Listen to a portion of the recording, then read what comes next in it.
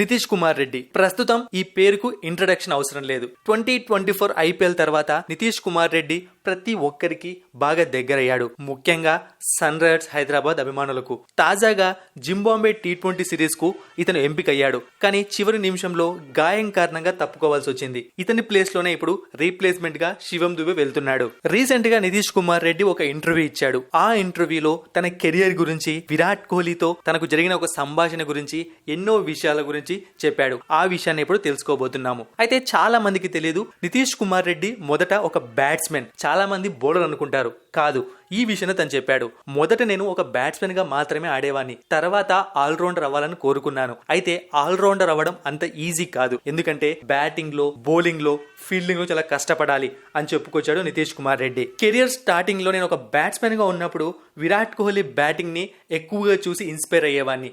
తన బ్యాటింగ్ నుంచి చాలా విషయాలు నేర్చుకునేవాడిని. కానీ తర్వాత ఎప్పుడైతే ఆల్రౌండర్ అవ్వాలని కోరుకున్నానో అప్పటి నుంచి బెన్ స్టోక్స్, హార్దిక్ పాండ్యా ఆటను చూడడం మొదలుపెట్టాను. నాకైతే present Virat Kohli favourite cricketer. నేను ఎప్పుడు ఎక్కడ ఏ మ్యాచ్ ఆడుతున్నా సరే విరాట్ కోహ్లీ నా ఆట చూడాలి, అతను నన్ను ప్రశంసించాలి అనే ఆలోచనతోనే ఉంటాను.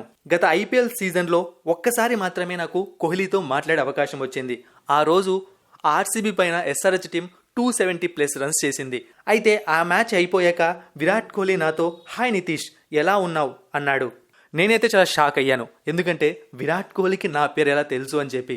దాన్ని బట్టి నేను అర్థం చేసుకుంది ఏంటి అంటే, చివరి గేమ్స్లో నా ఆటను విరాట్ కోహ్లీ చూశాడు, అందుకే నా పేరు గుర్తుపెట్టుకున్నాడు. అంటే నేను కొద్దో గొప్ప ఇంప్రూవ్ అయ్యాను అని అనుకున్నాను. విరాట్ కోహ్లీ నాతో అలా మాట్లాడడం నన్ను చాలా ఉత్తేజపరిచింది అని నితీష్ కుమార్ రెడ్డి చెప్పుకొచ్చాడు. ఇక 2024 ఐపీఎల్ గురించి మాట్లాడుతూ, మేము ఫైనల్ దాకా వెళ్ళాము, ఓడిపోయాము. అయితే ఓటమి నుంచి బయటకు రావడానికి టైం పట్టింది, ఎందుకంటే చాలా కష్టపడ్డాము. అయితే తర్వాత జరిగే సీజన్స్లో ఎస్ఆర్హెచ్ టీం కోసం ఇంకా కష్టపడాలనుకుంటున్నాను, ఇంకా మంచిగా విజయాలు సాధించాలని కోరుకుంటున్నాను అని నితీష్ కుమార్ రెడ్డి చెప్పాడు. మరిన్ని ఇంట్రెస్టింగ్ వీడియోస్ కోసం సబ్స్క్రైబ్ చేయడం మర్చిపోకండి.